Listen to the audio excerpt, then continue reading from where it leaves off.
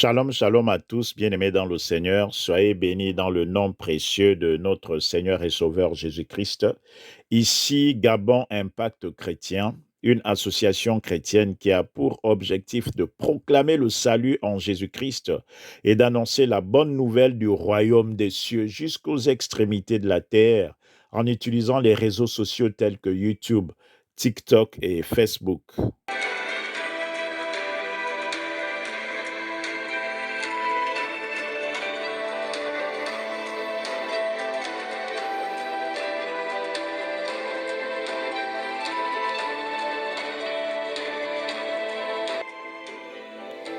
Bien-aimés dans le Seigneur, nous sommes dans la joie de vous retrouver encore aujourd'hui pour partager la bonne nouvelle du royaume des cieux.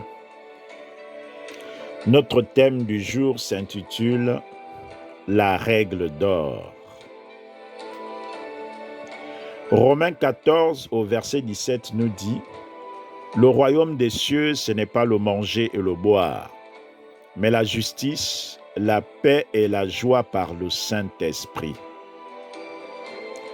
Bien-aimés dans le Seigneur, la justice, la paix et la joie sont des valeurs essentielles pour entretenir une bonne relation avec un ami, son chef hiérarchique, ses collègues ou même ses employés.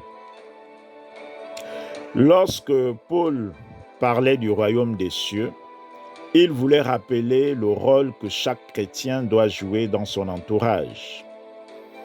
Car très souvent, ceux qui sont chrétiens, qui ne mettent pas en pratique la parole de Dieu, peuvent devenir une occasion de chute pour les plus faibles. A contrario, celui qui met en pratique la parole de Dieu peut inciter son voisin ou même son collègue à chercher la face de Dieu. Pour avoir des relations humaines saines, Jésus a donné une règle d'or à tous ses disciples. À nous tous qui cherchons Jésus-Christ et qui l'avons accepté comme Seigneur et Sauveur, il nous a instruits dans Matthieu 7 au verset 12. Tout ce que vous voulez que les hommes fassent pour vous, faites-le de même pour eux, car c'est la loi et les prophètes. Bien-aimés dans le Seigneur, qu'est-ce que nous voulons que les gens puissent faire pour nous? Peut-être que nous voulons recevoir des autres du respect. Alors, donnons-leur le respect. Peut-être que nous voulons recevoir de la reconnaissance. Alors, commençons à leur dire merci pour tout ce qu'ils ont fait pour nous. Il y a des gens qui veulent toujours être salués dans les bureaux, lors des réunions des familles ou pendant des rencontres associatives. Si c'est votre cas, bien-aimé dans le Seigneur, commencez par saluer les autres. N'attendez pas que quelqu'un vienne vous saluer. Il y a des gens qui ne répondent jamais aux messages ou qui répondent tardivement aux messages des autres. Mais pourquoi voulez-vous qu'on vous réponde immédiatement quand vous écrivez aux autres? Commencez à répondre aux messages que vous avez reçus, car c'est la loi et les prophètes. Lisons Romains 12 à partir du verset 3. Paul nous dit « Par la grâce qui m'a été donnée, je dis à chacun de vous de n'avoir pas de lui-même une trop haute opinion, mais de revêtir des sentiments modestes, selon la mesure de foi que Dieu a répartie à chacun. » La parole de Dieu. Bien-aimés dans le Seigneur, nous ne devons pas laisser l'orgueil nous faire croire que nous sommes supérieurs aux autres et adopter des attitudes hautaines. Dans le royaume des cieux, la chair ne sert de rien. Au contraire, en agissant de la sorte, vous œuvrez pour le diable. Dieu est contre une telle attitude.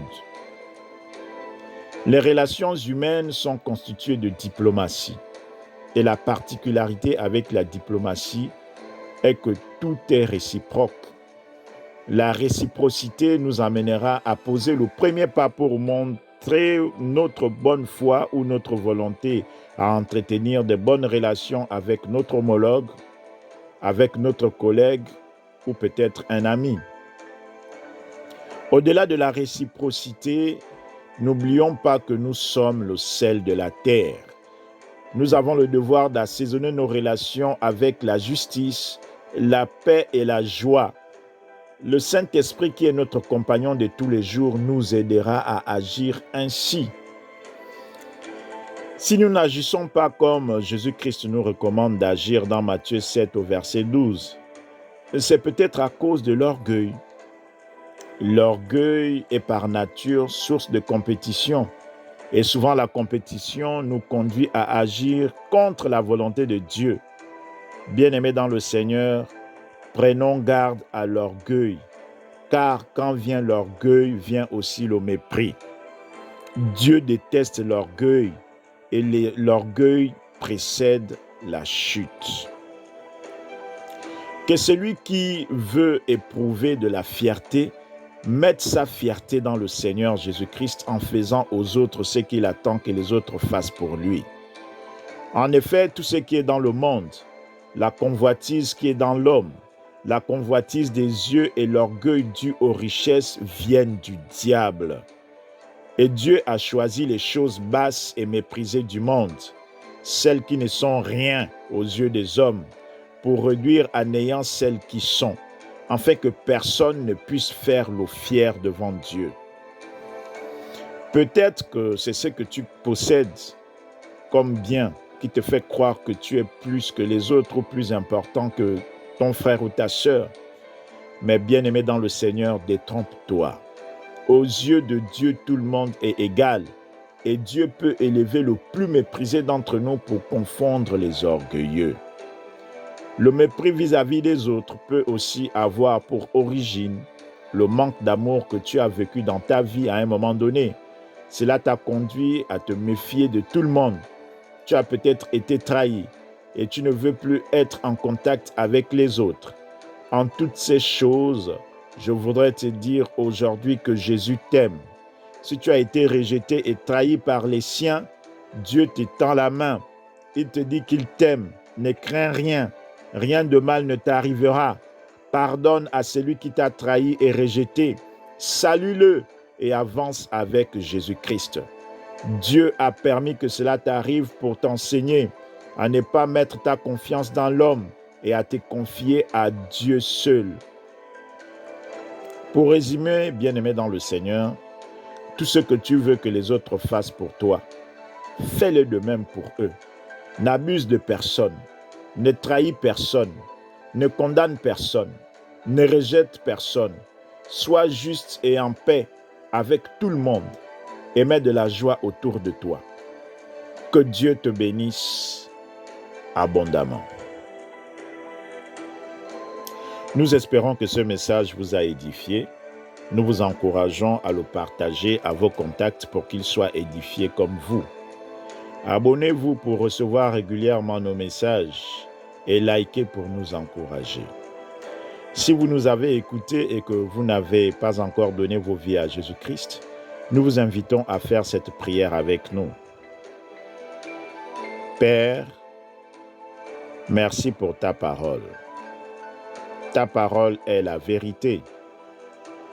Je reconnais que Jésus-Christ est Seigneur et Sauveur. Seigneur Jésus-Christ, je te donne ma vie, je t'accepte comme Seigneur et Sauveur de ma vie. Pardonne mes péchés et purifie-moi par ton sang. Conduis-moi par ton Esprit Saint. Au nom de Jésus, nous avons ainsi prié. Amen. Nous vous remercions de nous avoir écoutés. Quant à nous, nous vous disons à très bientôt si Dieu le veut. Que Dieu vous bénisse abondamment.